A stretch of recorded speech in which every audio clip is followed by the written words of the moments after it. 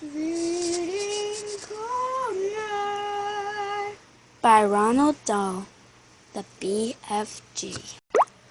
The Witching Hour. Sophia couldn't sleep. A brilliant moonbeam was slanting through a gap in the curtains, was shining right on top of her pillow.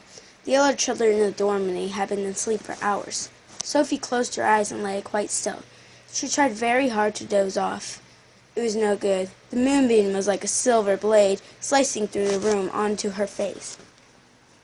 The house was absolutely silent. No voices came out from downstairs. There were no footsteps on the floor above either.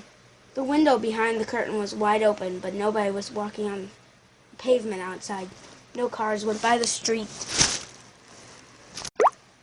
No cars went by on the street. The tiniest sound could be heard anywhere. Sophie had never known such a silence.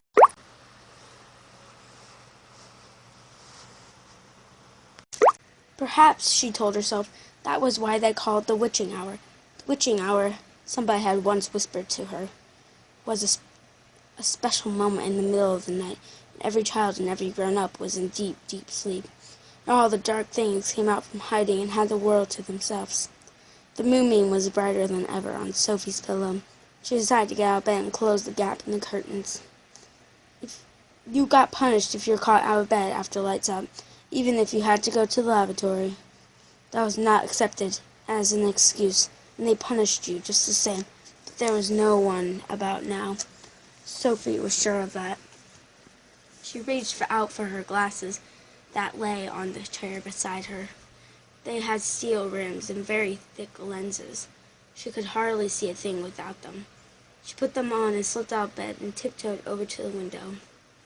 When she reached the curtains, Sophie hesitated. She longed to duck underneath them and lean out of the window to see what the world looked like now that the witching hour was at hand. She listened again. Everywhere, it was so deathly still. The longing to look out became so strong she couldn't resist it. Quickly she ducked under the curtains and leaned out the window. In silvery moonlight, the village street she knew so well seemed completely different. The houses looked bent and crooked like houses in fairy tales. Everything was so pale and ghostly and milk-white.